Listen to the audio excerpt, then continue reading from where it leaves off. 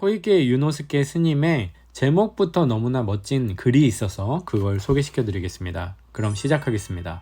깨달음에 대한 오해. 깨달음이라는 말은 실천을 떠나 말만이 홀로 걷고 있는 것처럼 여겨집니다. 일상생활과는 아무런 관계도 없고 도움도 되지 않는 속세를 떠난 사람을 위한 것으로 오해를 받는 경우가 태반입니다.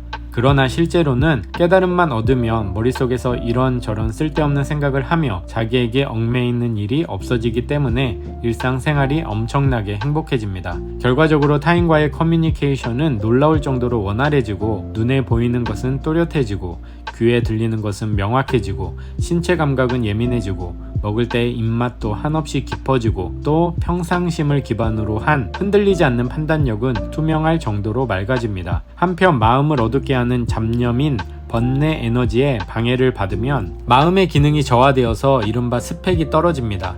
그러므로 번뇌를 제거함에 따라 마음의 스펙은 확실히 향상될 것입니다.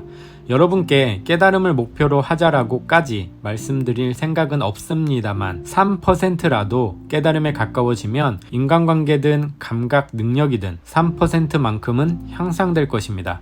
그것은 3%만큼 깨달음을 맛보게 된 것이라고 할 수 있습니다. 이 즐거움을 맛본 사람은 거의 없습니다.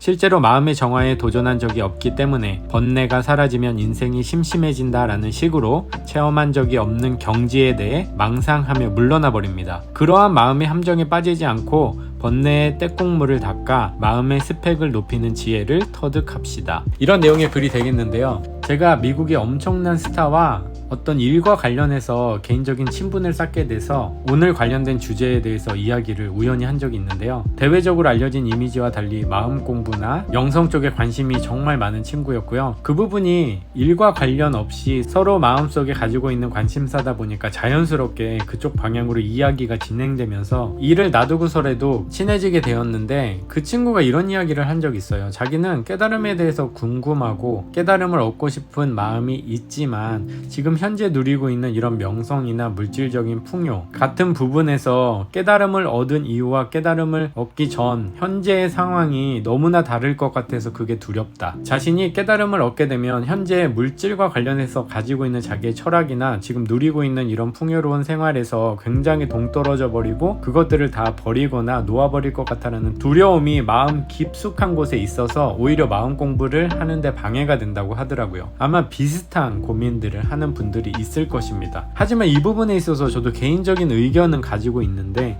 정확하게 이야기할 수 없는 게 제가 깨달음을 얻은 게 아니기 때문에 그런데요. 물질과 깨달음과 관련해서 분명히 저항감을 자기도 모르게 내면의 깊숙한 곳에는 많은 분들이 공통적으로 가지고 있을 거라고 생각합니다. 이 부분에 있어서 여러분 각자 한 분 한 분은 어떤 식의 정의를 내리고 있는지 어떤 식으로 정리를 하고 있는지 그 부분에 대해서 한번 돌아보셨으면 하는 그런 의미에서 오늘 이 글을 소개시켜 드렸는데요. 여러분은 어떨 것 같으세요? 깨달음을 얻은 이후의 생활과 깨달음을 얻기 이전 현재의 생활이 과연 얼마나 차이가 있을지 그리고 어떤 것들을 잃어버리고 어떤 것들을 얻을 수 있을지 이런 부분에 여러분들은 어떤 식으로 마음의 정리를 하고 있는지 깨끗이 청소를 하고 있는지 그 부분에 대해서 어느 정도는 분명 정리가 필요한 것 같습니다. 왜냐하면 그 부분에서 저항이 생겨버리면 마음 공부하는데 분명히 방해가 될 테니까요. 쉽게 설명해서 자동차를 운전하는데 악셀과 브레이크를 동시에 밟아버리는 그런 에너지적 흐름을 만들어버릴 수도 있기 때문입니다.